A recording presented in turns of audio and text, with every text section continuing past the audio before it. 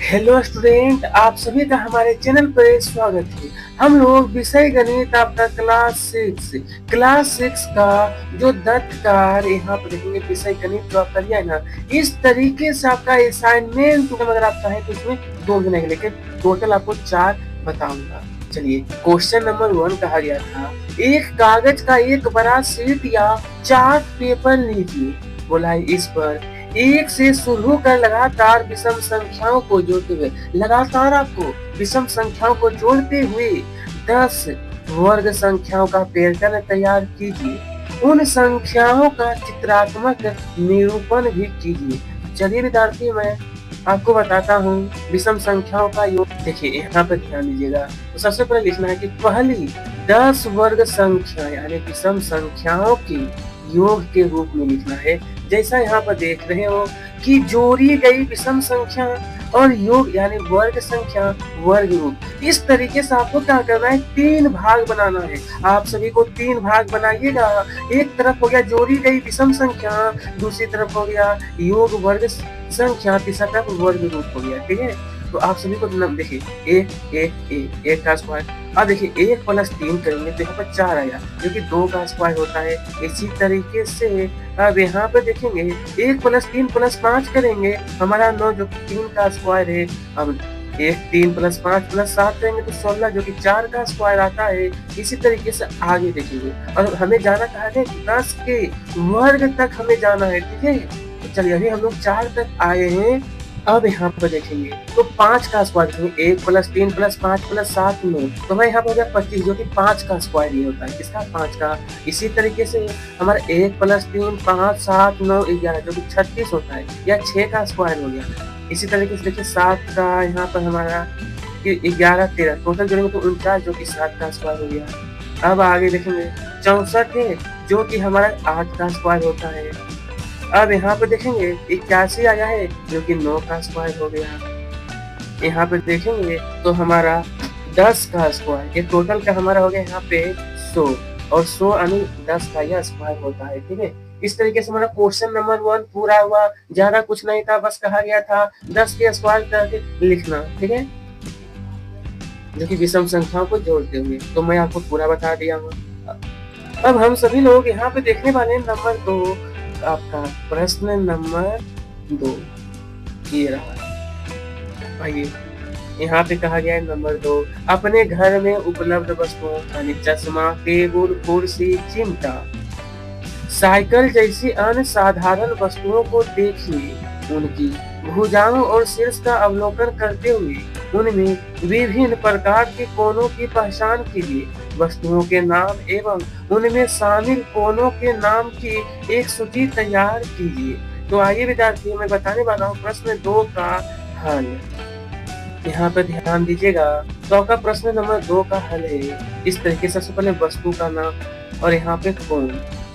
तो सबसे पहले आपका दिया था चश्मा। यह जो होता है ना, वो समकोण होता है। आप लोग चश्मा क्या होता है, ऐसे होता है, ऐसे यहाँ पे ऐसे ऐसे पे बीच में हमारा समकोण बन रहा है ना, यानी 90 डिग्री का कोण।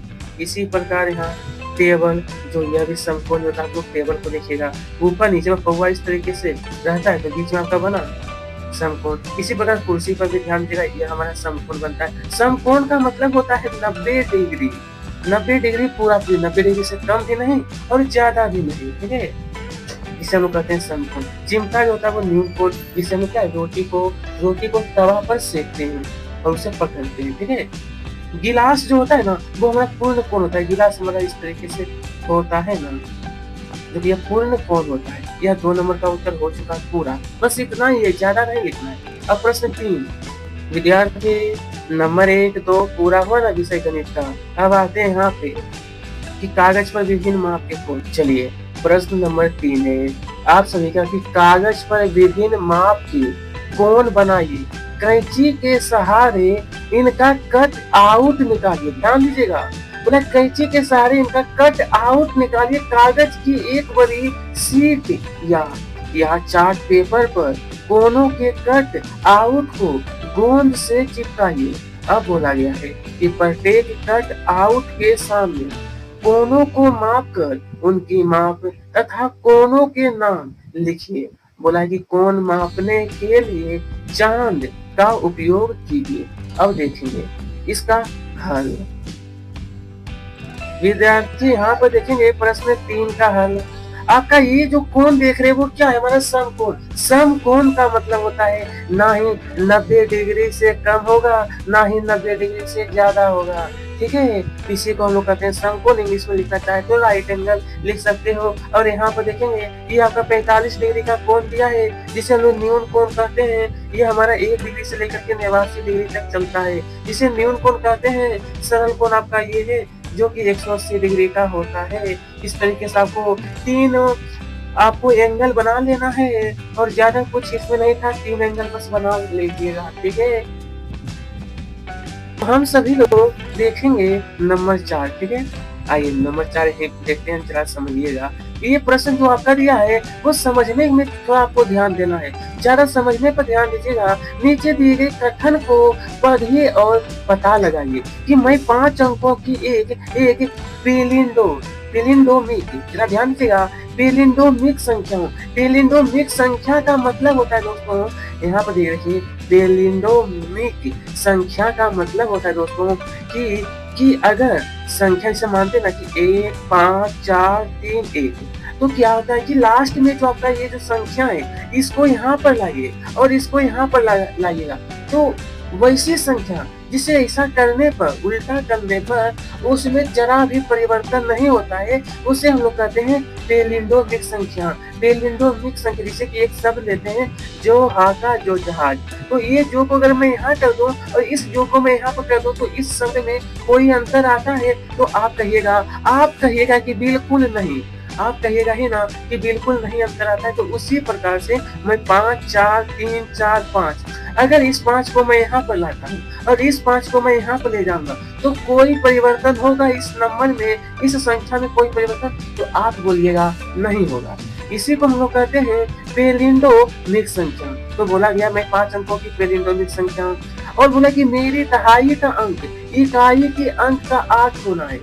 ध्यान दीजिएगा, इकाई के अंक, तो मान लीजिए इकाई का अंक 1 रहेगा, तो दहाई का अंक बोला है कि 8 गुना। तो चलिए मैं 8 लेता हूँ दहाई का अंक। क्योंकि अगर मैं इकाई का अंक 2 लूंगा तो दहाई का अंक हमारा 16 हो जाएगा। तो लेकिन यह हो गया हमारे यहाँ पे कितना, दो अंक हो गया ना, लेकिन होना चाहिए हमारा 1 ही। तो हमारा 1 और 8 बिल्कुल सही है। अब यहाँ पे कहा गया है मेरा सैकड़ा का अंक दहाई के अंक का आधा है, यानी दहाई का अंक हमारा 8 है, तो सैकड़ा होना चाहिए कितना, तो 4 होगा। सैकड़ा 4 होगा। सैकड़ा अगर 4 है तो बोला गया है मेरा सैकड़ा का अंक दहाई का अंक का आधा है, तो मैं कौन हूँ? अब बोला कि तो मैं कौन हूँ?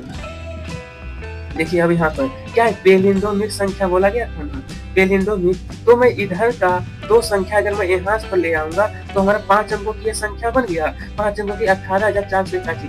चूंकि यहाँ पे पेलिंडोमिक का खेल है, तो यहाँ पर मैंने 1 उठाया और 8 उठा करके मैं यहाँ पर लिख दिया। तो इसका जो सही आंसर होगा हमारा होगा 18,481।